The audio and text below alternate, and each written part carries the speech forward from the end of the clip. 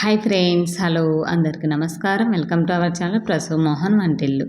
అందరు బాగున్నారా ఫ్రెండ్స్? నేనైతే బాగున్నాను. మీరంతా బాగున్నారా? దేవుని మనస్ఫూర్తిగా కోరుకుంటున్నాను. మరో బ్లాగ్తో అయితే మీ ముందుకు వచ్చేసాను. ఇంక ఈ బ్లాగ్ వచ్చేసి ట్యూస్డే బ్లాగ్ అండి. అంటే లైక్ అంబేద్కర్ జయంతి మంగళవారం వచ్చింది కదా, ఆ రోజు బ్లాగ్ అయితే మీతో షేర్ చేసుకుంటున్నాను. ఇంకా ఆ రోజు పిల్లలు కూడా స్కూల్కి వెళ్ళలేదు, ఇంటి దగ్గరే ఉన్నారు. హాలిడే కదా, అది కూడా కొంచెం దశమి దాకా, ఏకాదశి దశమి కలిసి వచ్చింది. సో అందుకనేసి నేనైతే ఇండక్షన్ స్టవ్ అయితే కొన్నాను అనేసి మీకు చూపించాను కదా, కొత్త కిచెన్ కుక్వేర్ కొన్నాను గ్యాస్ ప్రాబ్లం వల్ల అనేసి.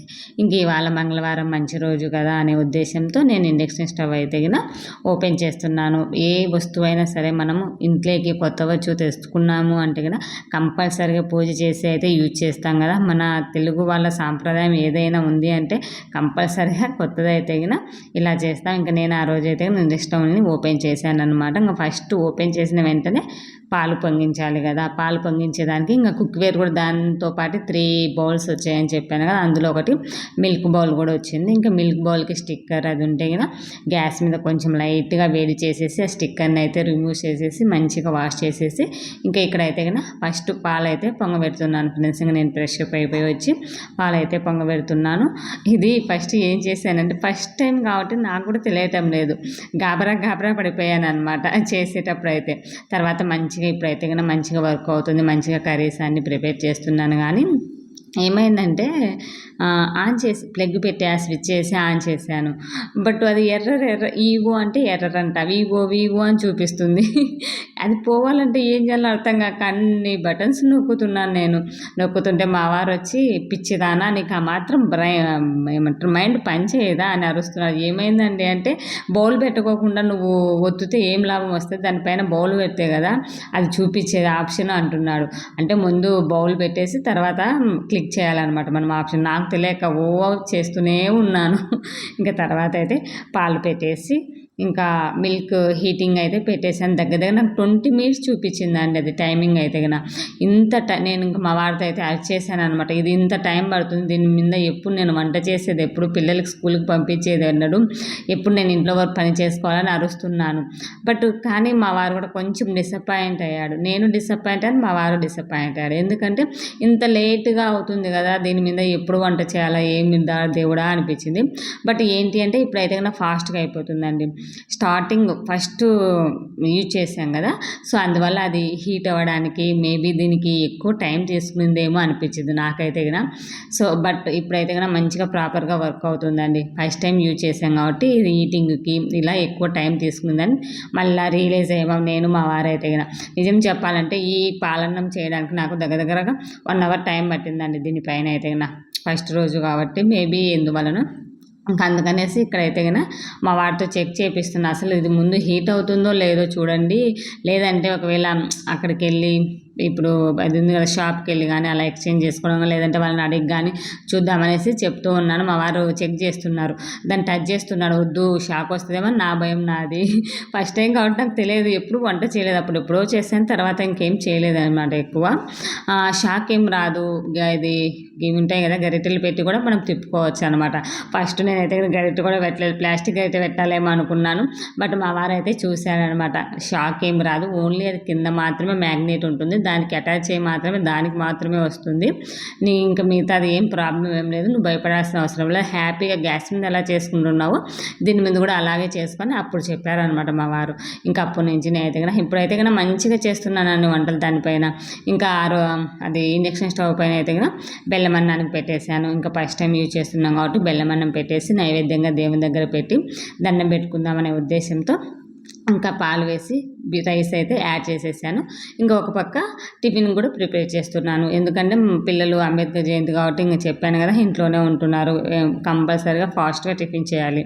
ఇంకా బెండకాయ అయితే కర్రీ చేసేసి ఫ్రై లాగా చేసేసి అందుకు కాంబినేషన్గా చపాతీ పిండి ఉండింది ఫ్రిడ్జ్లో, నైట్ చపాతీనే చేసిందాను. లైక్ మిగిలింటి పిండి ఫ్రిడ్జ్లో పెట్టినాను. ఇంకా సరే ఇప్పుడు అంటే ఏ టిఫిన్ ఉంటుంది అనే ఉద్దేశంతో ఆ చపాతీ పిండి తీసి చపాతీ చేసేసి బెండకాయ కర్రీ అదే ఫ్రై లాగా చేసి వాళ్ళకైతే ఇస్తున్నాను. ఇక్కడైతే అయితే గిన ఇంకా 2 పక్కల చూసుకుంటూ ఉన్నాను. ఎందుకంటే మార్నింగ్ హడావుడిగా ఉండింది ఆ రోజు చెప్పాలి అంటే గిన లైక్ దేవుని దగ్గర చేసుకోవాలి, ఇలా పిల్లల్ని మేనేజ్ చేసుకోవాలి అనేసి కొంచెం ఫాస్ట్గా అయితే వీడియో కూడా కొంచెం ఫాస్ట్ మోడ్లో పెట్టేశాను. ఇంకా చపాతీ అయితే చేసి వాళ్ళకి ఇచ్చేసాను. తర్వాత నేను దేవునికి కావాల్సిన నైవేద్యం అయితే ప్రిపేర్ చేసుకున్నాను. ఇంకా ఆ రోజు ట్యూస్డే కాబట్టి మా వారైతే గిన పూజ చేసేసారు. ట్యూస్డే అండ్ సాటర్డే అంటే మంగళవారము శనివారం కంపల్సరీగా మా వారి ఇంట్లో పూజ చేస్తారనమాట. వీక్లీ 2 days కంపల్సరీగా పూజ చేస్తారు. ఇంక ఏదో రోజు చేయలేని పరిస్థితి వస్తే వదిలేస్తాడు, లేదంటే కంపల్సరీగా ఉంటుంది. ఇంకా లేచేసి పూజ అయితే అంటే దీపం పెట్టేశారు. ఇంకా హారతి లేదనమాట. ఎందుకంటే ఇంకా ఇండక్షన్ స్టవ్ యూజ్ చేస్తున్నాం కదా, నైవేద్యం పెట్టి హారతి ఇస్తాను అని చెప్పాను. దీపాలు పెట్టి దండం అయితే పెట్టేసుకొని ఇంకా ఆయన పని ఆయన చూసుకుంటున్నాడు. నేనైతే ఇంతలోపు పిల్లలకి బ్రేక్ఫాస్ట్ ఇవన్నీ ప్రిపేర్ చేసి బెల్లమన్నం అయితే ప్రిపేర్ చేశానండి. ఇంకా కొంచెం కొత్త రైసే యూజ్ చేశాను. ఎందుకంటే ఇంట్లో ఉన్నాయి ఆల్రెడీ.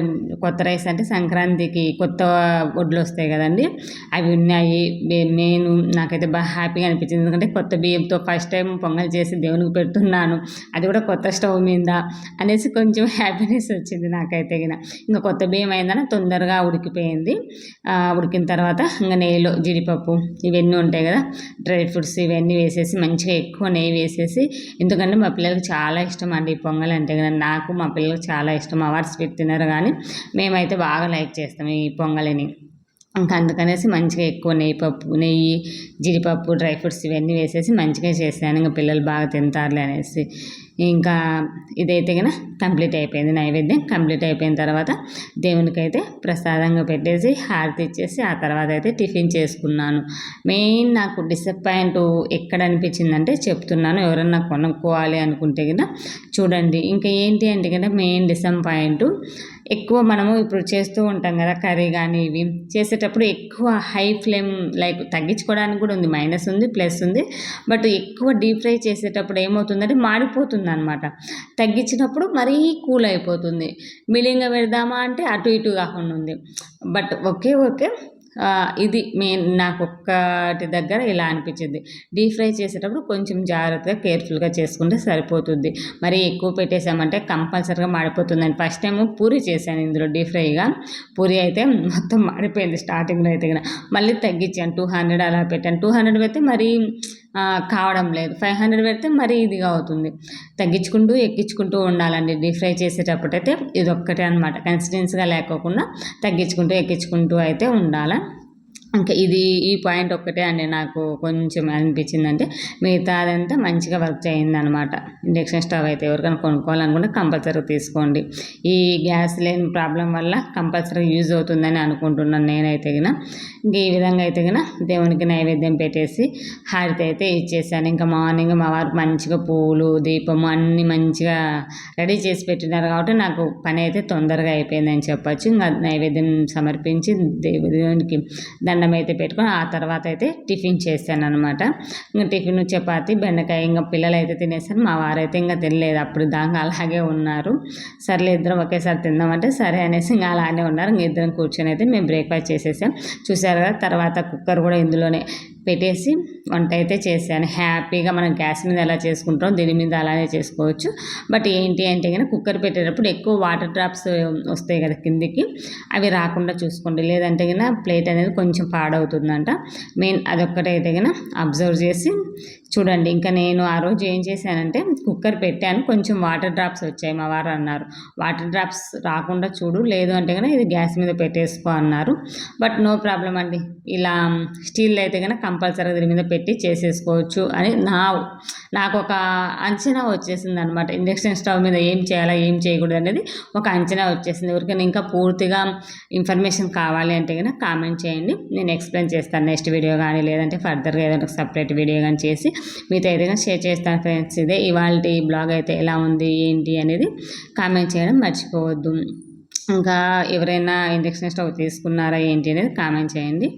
ఇంకా మీకు చూపించడానికి అనేసి నేను ఈ క్లిప్ అయితే యాడ్ చేస్తాను. కుక్కర్లో మీద అంటే స్టీల్వి వాడాలండి, ఎక్కువ స్టీల్ కంటెంట్ ఉన్న వాటి మాత్రమే మనం ఇండక్షన్ స్టవ్ మీద వాడాలి. మిగతా సిల్వర్వి ఇలాంటివి ఏవి యూజ్ చేయొద్దు అనమాట. సో ఇదే ఫ్రెండ్స్, ఇంకా ఎలా ఉంది ఏంటి అనేది చెప్పండి. ఇంకా నేనైతే కన్నా టిఫిన్ చేసేస్తున్నాను కూర్చొని హ్యాపీగా. ఇదంతా అయిపోయేసరికి నాకు దగ్గర 10:30 టైం అయితే పట్టింది ఆ రోజు అయితే కన్నా. ఇంకా పిల్లలకి పెట్టేసి పూజ చేసుకొని తినేసరికి ఈ టైం అయితే ఫ్రెండ్స్. By by.